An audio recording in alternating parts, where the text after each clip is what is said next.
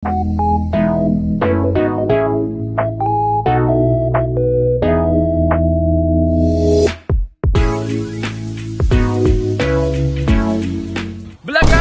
Ako nga pala si Raylan Gloria kasama yung mga aso ko. Ako naman si Micaela S. Flores, isa sa mga aso ni Rayla. Ako naman si Daniela Dahay, isa rin sa mga aso niya. At ako si Abigail Domingo, isa rin sa mga aso niya. At kami ang The Hikers!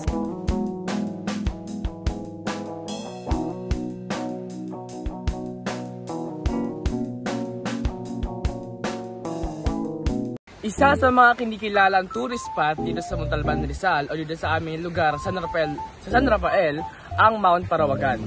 Mount Parawagan is one of the Rodriguez Rizal most demanding and beautiful mountains hikes. Barangay San Rafael is located on the western side of Sitio Wawa and has route that leads to the trailhead of Sitio Parawagan. As you can see guys, yung Mount Parawagan daw, isa sa mga kinikilalang lugar dito sa Montalban kasi nga parang once na pumasok ka sa loob ng arko, kasi dito sa Montalban, dito sa Wawa, may arko. So yung arko na yon, doon ka muna parang may entrance doon na papasukan mo siya para makapunta ka sa Parawagan. If ever man nasa malayo lugar ka, pwede kang maghanap or magtungo doon sa barangay hall para kumuha ng tourist guide. Parang gano'n. Kasi usually, mapupunta dito sa amin, sa lugar namin, mga foreigner, mga malalayong lugar. So, as someone na, engage ako sa mga hiking, sa mga ganyan-ganyan, nature kasi, prefer ko sa inyo na pag pupunta kayo dito sa Mount Parawagan is maghanap kayo ng tour guide para kahit paano naman, di ba, hindi kayo maligaw, mawala, gano'n. Kasi medyo dangerous kasi mataas yun eh. Parang hindi mo siya aakalain na doon ka na eh, success ka na eh. Kita mo sa imagine mo, success ka eh, bigla kang sumakses eh. Parang gano'n, di ba? So, ako, as someone na laging namumundok gano'n, alam ko na yung mga ganong bagay, di ba? Yun nga, sabi ko sa inyo, pag magagaling kayo sa San Rafael, makikita nyo agad yung arko. Yung arko na yun, sa gilid nun, meron dong parang, hindi parang pala, meron dong barangay hall na pwede kayo lumapit doon if ever na mag-i-inquire kayo ng tourist guide. Yon. So, yun lang naman, makikita naman sa Mount Parawagan na sikat talaga to kasi puro to ng madaming, anong tawag dito, mga overnight spots, mga camping spots. Tapos, if nakapunta na kayo sa Mount Parawagan, mayroong sikat na camping site, which is yung Camp Mosa. Yun. Yung Camp Mosa na yun, if I'm not mistaken, kailangan mo ng 20 pesos entrance fee. For day-to-day tour. Pero, if gugustuhin mo man na mag-overnight guys, magbabayad ka na 100 pesos for the overnight fee. And also, if wala kang dalang gamit ganun, pwede kayong mag-inquire sa kanila, pero babayaran nyo yun syempre. Siguro around 150 yung tent and everything na kailangan for camping.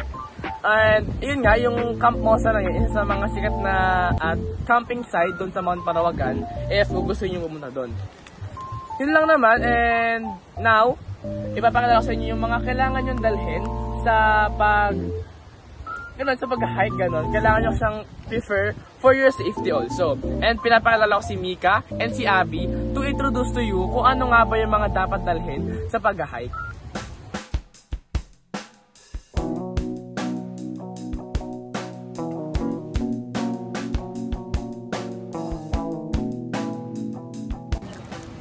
Kung si Dora may backpack, dapat kami din. So, ito naman yung mga kailangan yung dalhin or maaari yung dalhin kapag kayo mag-hike with your friends, with your family. So, unang-una naman dito is yung first aid kit. Siyempre, sa first aid kit, kailangan natin to kasi siyempre, dun sa pag-hike natin, maraming mga mabato, maraming mga kahoy. So, siyempre, kailangan natin ito for our safety. And pangalawa naman is yung tumbler. Siyempre, ito, unang-una din to, hindi dapat ito makakalimutan kasi yung tumbler, ito yung magbibigay din sa atin ng lakas kapag tayo nag-hike. Kasi syempre mauuhaw tayo. And pangatlo naman, syempre sunscreen. Syempre bago ka pumunta or bago ka mag-hike, kailangan mo mag-sunscreen kasi to protect din your skin. Syempre kailangan mag-sunscreen tayo. And yung pang-apat naman is yung corned beef. Yung mga can na pwede mo makain kapag mag-hike ka. And yung sunglasses. Syempre, pag nag-sunglasses tayo dun sa pag-hike natin, hindi tayo masisilaw. Kumbaga, mapoprotect din natin ito yung eyes. And pang-apat naman, pang-ilan na ba yun? Pang-ilan na ba yun? Tapos, yung kailangan din natin dalhin yung slippers. Syempre, extra slippers. And yung purpose din nito, ng slippers na to, syempre para hindi siya madulas. Syempre, pag mag-hike tayo, diba, minsan ang dulas ng, ng putik, ang dulas ng mga sahig sa baba. And then, wallet. Kailangan din natin magdala ng wallet just in case. Syempre, nandito na rin yung mga pera natin. And yung coat. Yung coat, syempre, pag umulan. Kailangan natin to pag umulan. And also, meron tayong flashlight and whistle. Itong flashlight, if ever nagagabihin man tayo or medyo madilim sa pupuntahan nating lugar, yung pag-hiking natin, magagamit natin siya. And also, itong whistle. Ito naman, if ever na kapag mawawala kayo or naligaw kayo ng landas, ganun, pwede nyo siyang gamitin. And also, we have wipes and then tissue. Here. Tawagin kayo ng kalikasan. Yan, gagamit nyo siya.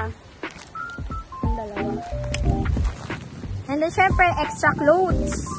Kapag pagpapawisan kayo, ganyan, madudumihan yung mga damit nyo, meron tayo dapat laging baon-baon nito. And syempre, is cup. Para maging comfy tayo kapag nag-hike, hindi tayo masisilawan. Ganyan, pag umaambon. Here. Siyempre, meron din tayong kapag matatarik yung aakyatin natin, meron tayong guides or hiking stick. Andito na tayo ngayon kay Daniela Dahay para i-discuss or sabihin sa atin yung mga safety and tips na kailangan natin kapag nag-hiking tayo.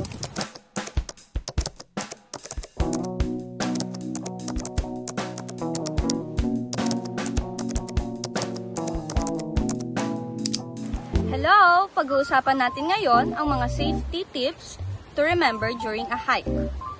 So, malalaki na kayo, alam nyo na dapat ang tama at maling gawain. Una, hike with others.